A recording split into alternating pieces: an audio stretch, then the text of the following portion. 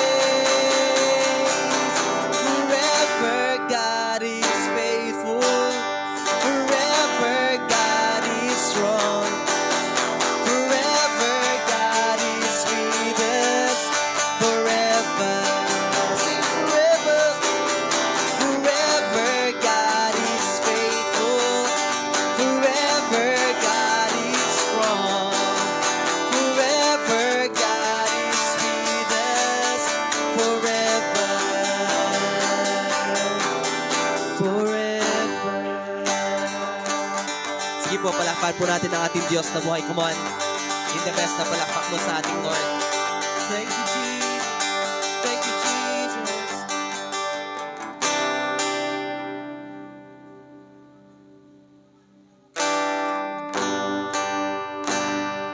You word of all praise, God.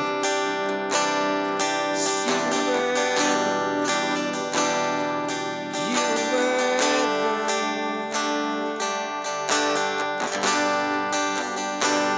Sige po, bawat isa sa atin. Magpasalamat lang tayo sa ating Panginoon. Just say thank you to our God right now. We just wanna say thank you, God. The splendor of our King. Nothing majesty. All the earth rejoice. All the earth rejoice. He wraps himself in light. Darkness tries to hide. Trembles at his voice. Trembles at his voice. Let's sing. How great is our God. Sing with me, how great is our God. All will see how great is our God.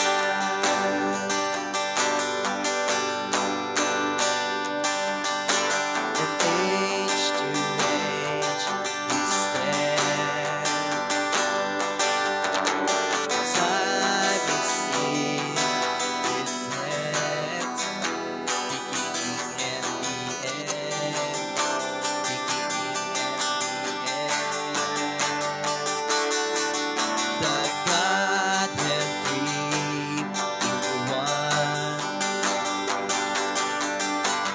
Father, Spirit, and Son, the Lion and the Lamb, the Lion and the Lamb. Come on, let's sing.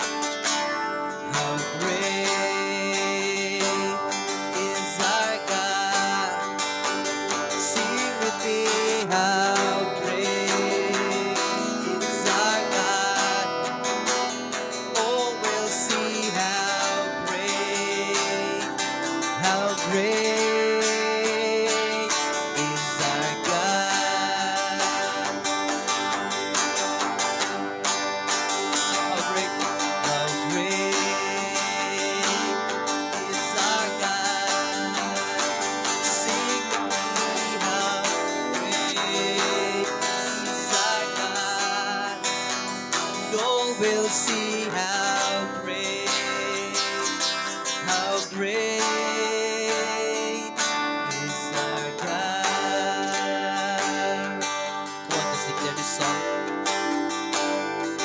You're the name above all names. You are worthy of all praise, and my heart will sing how great is our God. You're the name above all names. You're the name above all names.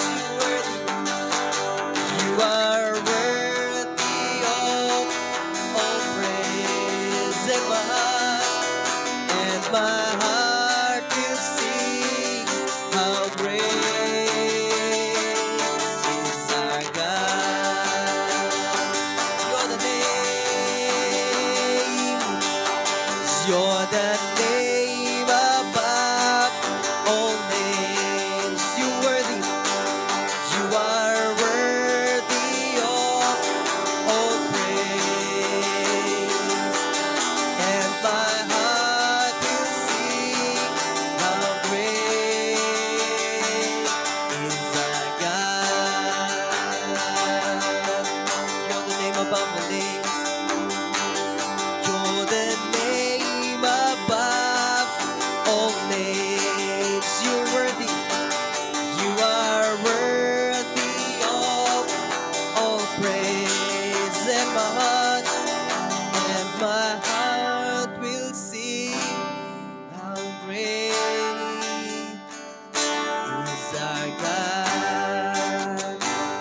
nating itaas yung kamay natin while singing the song that God is so great. How great is our God. Sing with me, how great is our God.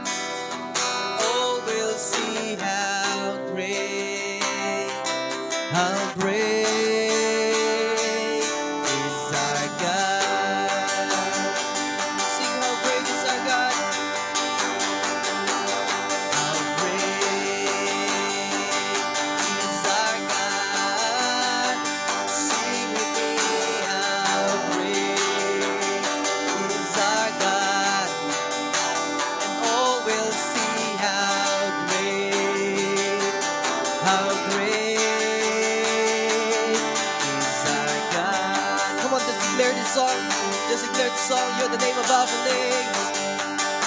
'Cause you're the name above all names. You are worthy of all praise. And my heart will sing how great is our God.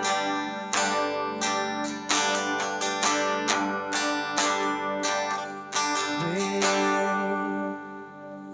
is our God. Sing with me, how great is our God. And all will see how great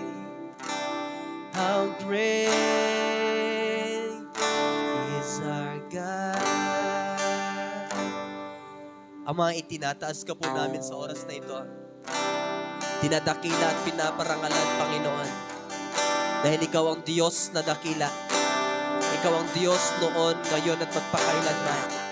Ikaw ang Diyos na hindi nagbabago.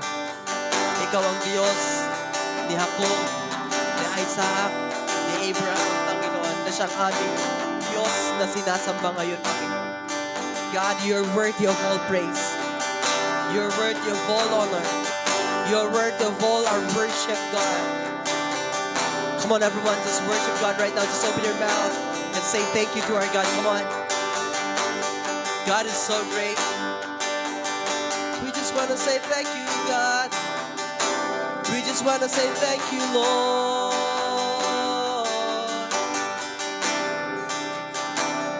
We just want to say thank you. Thank you, God. Lord, thank you. Open our hearts and open our mind for your word, Panginoon. We bless your holy name. In Jesus' mighty name we pray. Amen. Amen.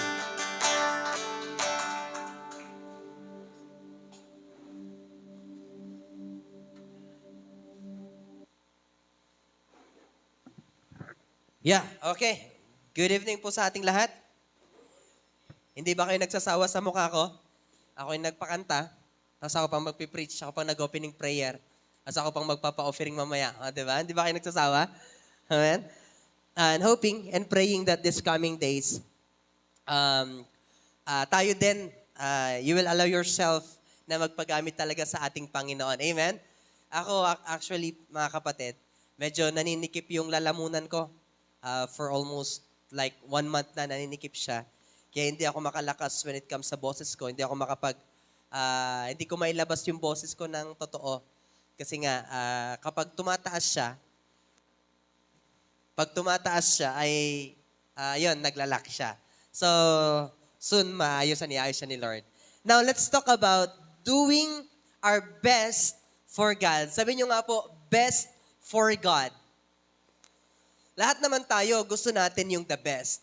Pero para sabi nga ng Bible, kung gusto mong matanggap yung best mo, kung ano yung itinanim mo, yun din yung aanihin mo. Kaya when you plant the best, the Lord also will give the best for us. So kailangan lang po natin na ibigay, kailangan lang po natin na iayos, kailangan lang po natin na ibigay yung the best natin sa ating Panginoon para maibigay niya rin yung best sa atin. Yes, He is a God that provide everything. Siya ang Diyos na may likha ng lahat. Siya ang Diyos na magbibigay ng lahat, siya ang Diyos na may likha ng lahat, at siya ang Diyos na magpapala sa'yo. Pero ang gustong makita ng Lord sa'yo, doing your best. Amen? Sabihin nyo nga, doing our best. Sabihin mo sa yung katabi mo, binibigay mo ba yung the best mo? Sige, tap mo siya, tanungin mo siya, binibigay mo ba yung the best mo?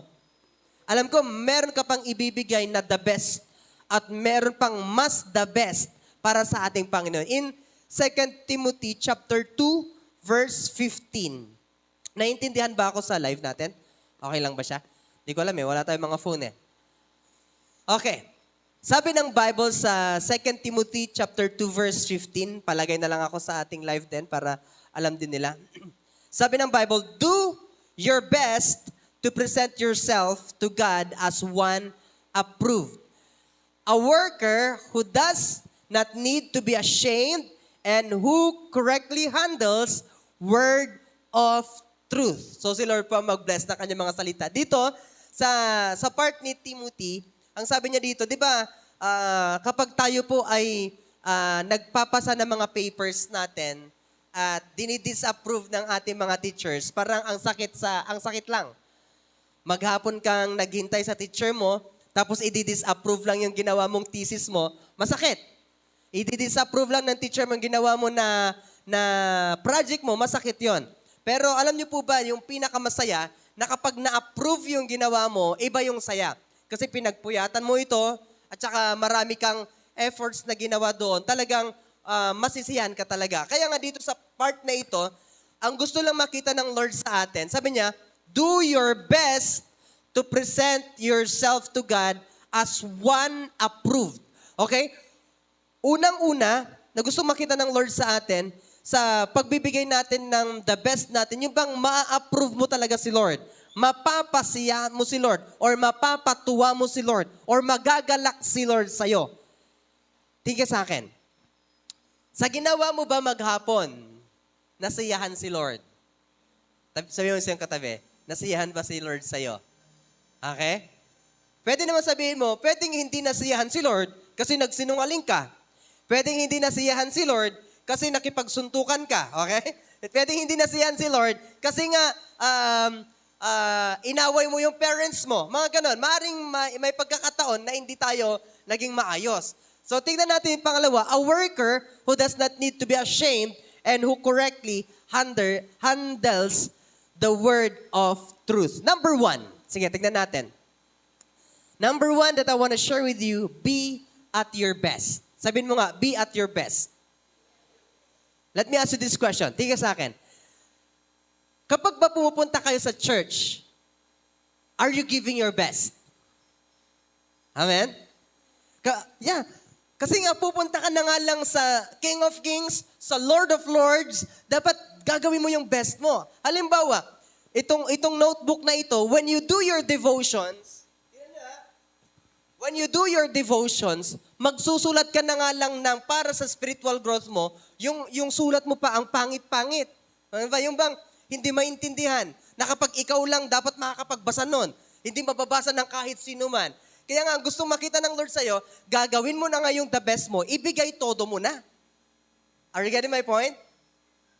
Are you getting my point? Kaya kapag magsusulat ka ng devotion mo, yung mababasa na ng karamihan, para kapag nabasa nila, ma-encourage sila. There's one testimony na nasunog na bahay. Tingnan sa akin. There's one testimony na nasunog na bahay. Ang lahat nasunog na yon. Okay? Walang naiwan. Pero ang mga naiwan ay ang kanyang mga naisulat sa kanyang mga notebook. Uy, may pera. Ang mga naiwan ay yung mga naisulat sa kanyang mga notebook. And you know what? Yung mga nakakuha nun, na-encourage sila at ginawa nilang libro. And some of it, ginawa nilang daily devotional. Okay? Daily devotional with God. So napakatindi nun na kapag, halimbawa, tayo po ay wala na, meron tayong legacy na maiiwan. Are you getting my point? Amen po ba? Kaya nga, sinasabi ng Lord sa atin ngayong araw na ito, be at your best. Give your best na talaga. Halimbawa, tingnan sa akin, maganda yung nag-chat sa akin si Ryan. Sabi niya, Pas, naka-short ako eh. Pwede ba naka-short? Sabi ko, pants. Umuwi agad sila. Ni Jomar, umuwi sila. Kasi hindi ko na na-reply ka na, umuwi na sila at nagpalit. Amen? Palapan nga natin si Lord. Even si MJ nag-chat sa akin kanina, Pas, pwede bang naka-short? Sabi ko, be at your best, okay? Kailangan na lang magpantalon tayo. Pwede bang naka-jersey? Mag-t-shirt na lang tayo para sa ating Panginoon. Amen? So when you go to church like this, be at your best. Sabihin mo nga, be at your best. Tapos tanungin mo, ang lamig, no? Sabihin mo, naligo ka ba? Amen? So being your best, dapat binibigay mo yung the best mo talaga. Kailangan mo nang isuot yung pinaka-the best. Okay? Kasi nung kabataan ko, isusuot ko lang yung the best na damit ko kapag lalabas talaga. Pero kapag dito lang sa palengke, hindi ko susuot yung best ko. Kasi kapag lumabas ka, pupunta sa iba't ibang maraming tao, talagang mapapansin ka. Amen?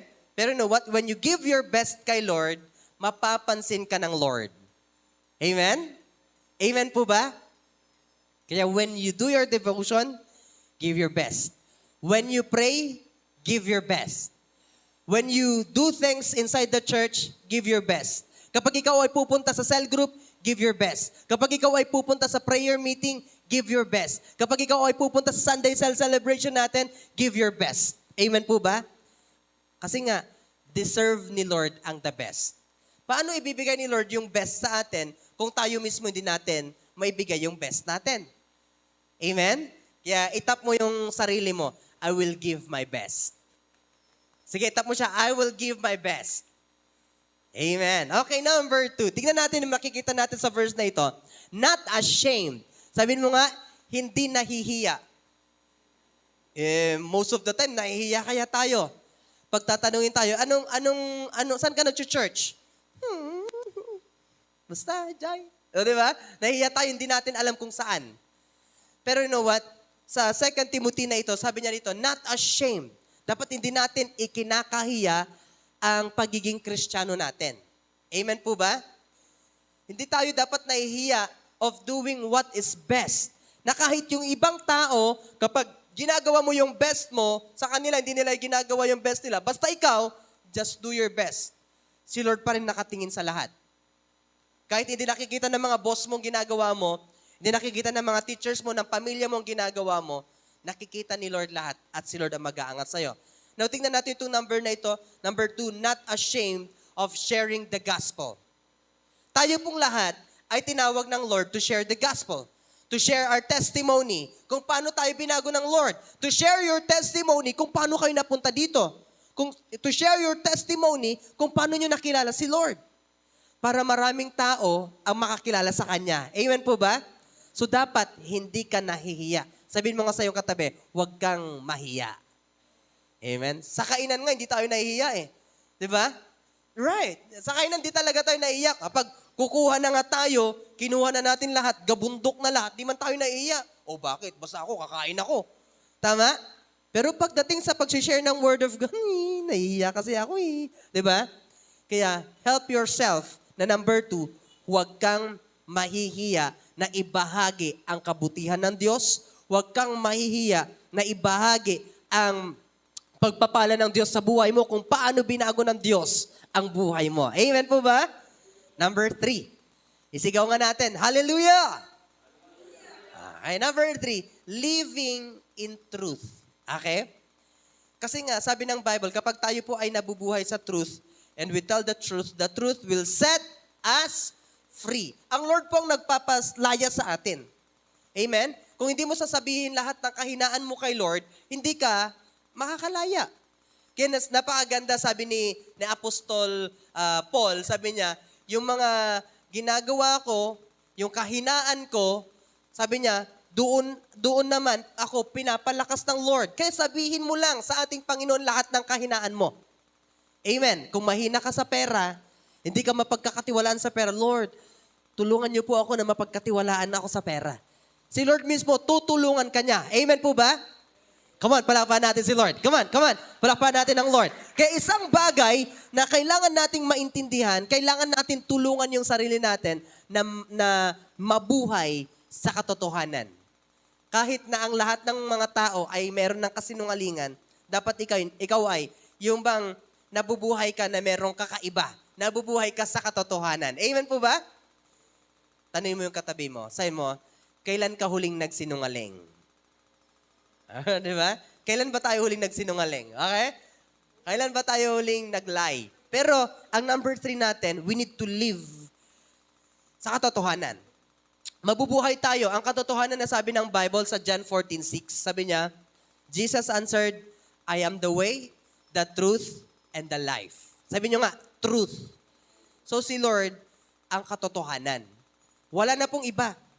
Ang simbahan natin, or kahit anumang simbahan dyan, basta ang itinuturo ang Panginoong Yesus, yon ang totoong simbahan. Pero kapag hindi nila itinuturo ang Panginoong Yesus, at tao lang si Jesus, at isang maliit na prophet lang si Jesus, hindi yon totoo. Amen po ba? Kaya kailangan nyong magbasa ng salita ng Lord para maintindihan nyo na kayo po at tayong lahat ay nabubuhay sa katotohanan. Lastly, last na po tayo mga kapatid. Understanding the will of God concerning our ministries and not being guided by popular opinions. Sabi nyo nga po, popular opinion. Most of the time, ang mga tao, they depend on the popular opinions ng ibang mga tao. Nasubukan na kasi namin ito eh. Kaya mangyayari din sa'yo. Pero ang gustong makita ng Lord sa atin, wag daw po tayo maging foolish. Sabi nyo nga, foolish. Wag daw po tayo maging mangmang. Okay? Wag daw po tayo maging mangmang pagdating sa ating Panginoon. Kaya sabi niya, but understand what the Lord's will is. Kailangan na po natin tandaan, kailangan po natin na i-understand kung ano yung plano ng Lord, yung will talaga ng Lord sa buhay natin. Amen? Hindi ka sa akin. Hindi ka lang nabubuhay para mag-aral. Hindi ka lang nabubuhay para magkaroon ng pera. Hindi ka lang nabubuhay para sa pamilya mo. Hindi ka lang nabubuhay para sa business mo. Tayo po, sabi ng Bible, nabubuhay tayo para sa Panginoon. Amen po ba? Kaya dapat yung connection natin sa ating Panginoon tuloy-tuloy. Na kahit ano man mangyari, ano mang pagsubok, tuloy-tuloy ka pa rin. Amen po ba? Amen. Kaya isang paalala ito ng Lord sa atin, we need to give our best, doing our best sa ating Panginoon. Alam ko may maibibigay pa kayong best. Yes. May maibibigay pa tayong best natin. Amen po ba? Ako, meron akong tinatawag na holy inggit. Sabihin nyo nga, holy inggit. Kapag makikita nyo yung ibang mga simbahan, pagpasok nila sa simbahan nila, nakapolo sila. Okay? Napakanilis tignan. Are you getting my point? Kasi nga, yun ang best nila eh. Dapat ganun din tayo. Pastor, wala akong polo. Kung wala kayong polo, ayusin ko yung damit ko, may mga polo ako dyan. Ibibigay ko sa inyo para magamit nyo pagdating sa Panginoon. Amen po ba? Eh, nakakahiya naman, Pastor, nakapolo-polo kami. Baka sabihin nilang ganito kami. Hindi po ganon. Amen? Kasi nga, giving your best means, ito yung part mo na sasabihin mo kay Lord, I want to give my best.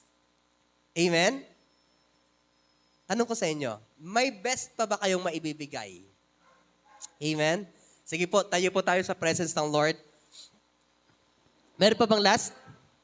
Wala na.